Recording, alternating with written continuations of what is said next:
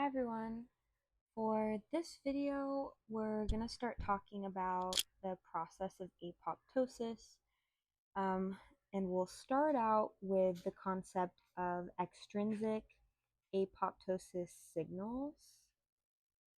So this series will be on apoptosis, and yeah, we'll start with TNF signaling and FAS signaling. So those two processes are specifically involved in transmitting kind of these extrinsic signals in. So if we have our cancer cell, TNF and FAS are part of transmitting an extrinsic signal into the cell, which leads to apoptosis. And we'll talk about how intrinsic signals in the cell can also lead to apoptosis. All right, so let's jump right into talking about TNF to start. So this is my cell membrane.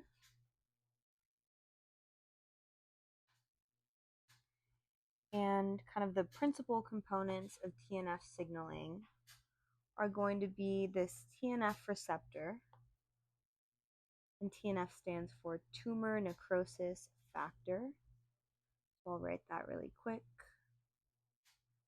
Tumor necrosis factor. And we'll have a TNF molecule which comes in and binds to this receptor. This will be a free-floating molecule, just a free ligand in the extracellular space that comes in and binds to the TNF receptor. And that's kind of our first step of this process. The next step is going to be receptor trimerization. So when TNF binds to the TNF receptor, we have three receptors that are then going to come together and associate in this process called trimerization.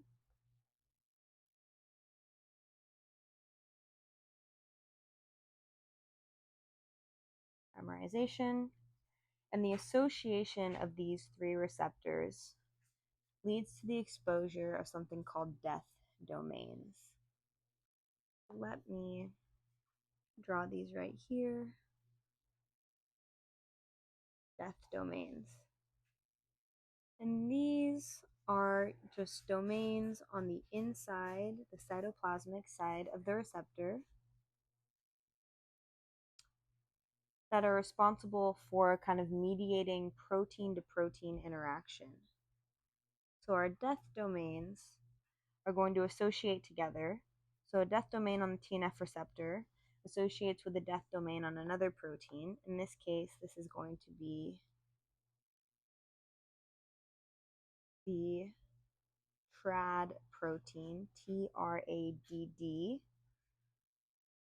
which is an adapter protein,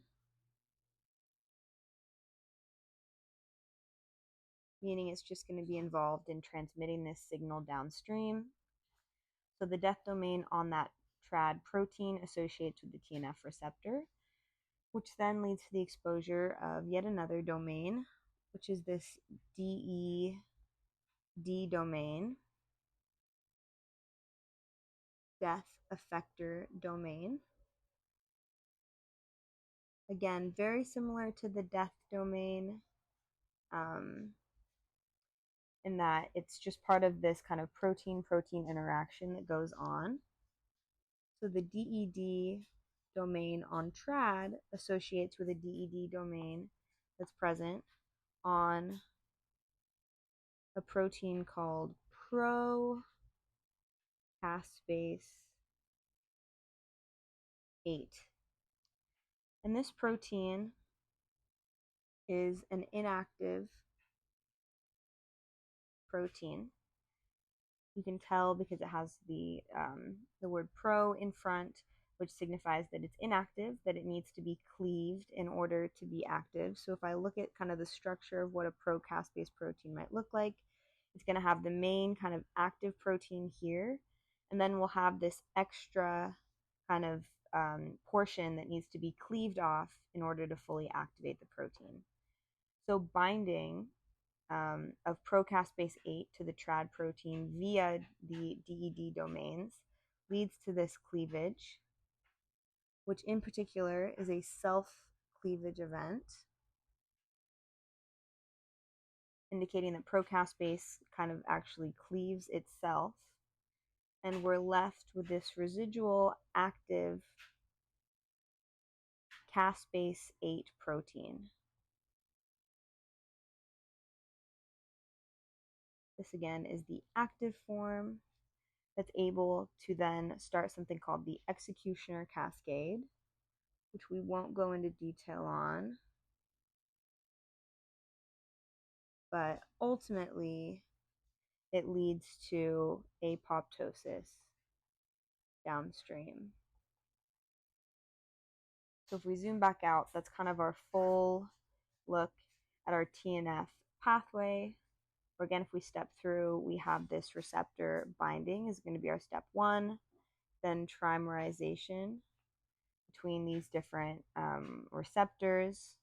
We expose these death domains, that's step 3. We have binding of trad via the death domains, which is step 4. This exposes DED and leads to binding with pro-caspase 8. Step 5. We have self-cleavage of pro-caspase 8, which can be considered step 6. And then the production of this kind of active caspase 8 that can lead to the executioner cascade is our step 7. Right?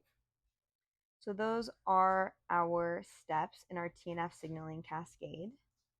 Now, I'm going to talk through the FAS signaling cascade as well. So I'm just going to extend the cell membrane over here. Now, it's very similar in terms of the process. We start out with a receptor called a FAS receptor, and we have a FAS ligand that binds to the FAS receptor. Now, something kind of interesting and unique about the FAS ligand is that it's not kind of a standalone free-floating ligand. It's actually going to be attached to the surface of a cell.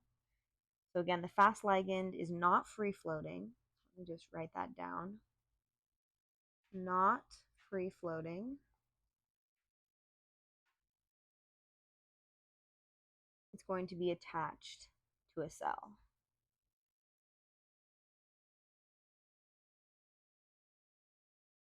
So it sticks up off of the membrane of a cell right here.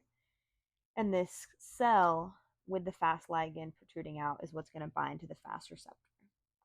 Now this again leads to a trimerization process of these FAS receptors, which leads to the exposure of our familiar friend, our death domains.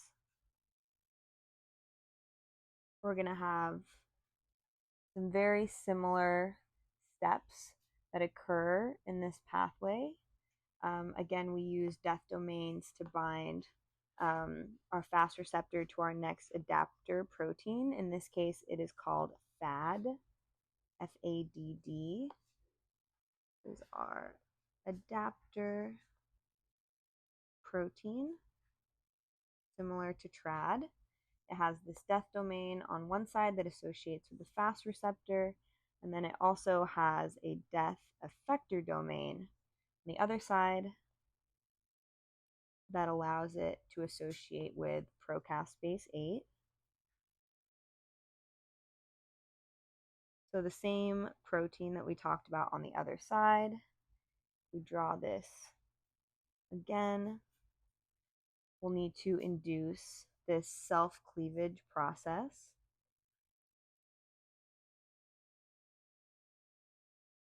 Through the binding of pro-caspase 8 to FAD. And then we're left with this active caspase 8 form of the protein. So very similar in nature to the end of the TNF signaling pathway. And this also leads to the executioner cascade and ultimately apoptosis. Right? If I zoom back out, they're very similar in terms of their steps. There's just kind of a couple different players. FAS instead of TNF. FAS receptor replaces the TNF receptor, and then we have this FAD adapter protein instead of the TRAD adapter protein. Now, just to briefly talk about one of the inhibitory proteins in this pathway, we have a protein called C-flip.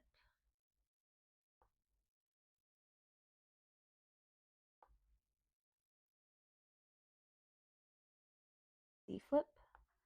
And this is a protein that's going to inhibit, in particular, at this kind of step where TRAD binds to procaspase 8. So if I draw this pathway out one more time, I'm just going to skip through the initial steps, but I end up having TRAD here that's active and bound to that TNF receptor.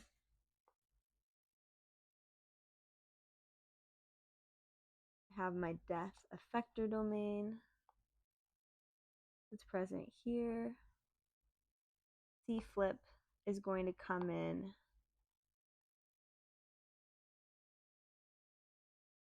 and bind to this death effector domain directly, and it's going to inhibit procaspase 8 from being able to bind to the death effector domain.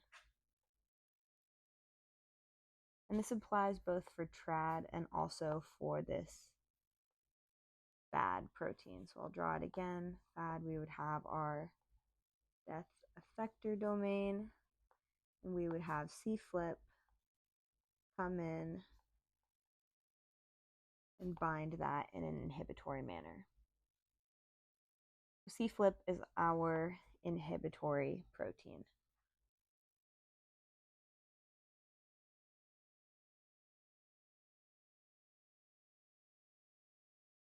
Right, so we can think of C-flip as inhibiting apoptosis.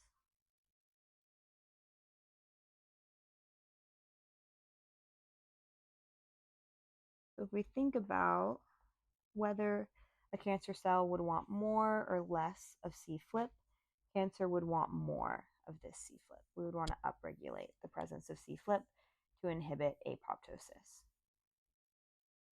All right, and that's all for the TNF FAS video. I'll talk more about kind of the intrinsic signaling pathways of apoptosis in another video.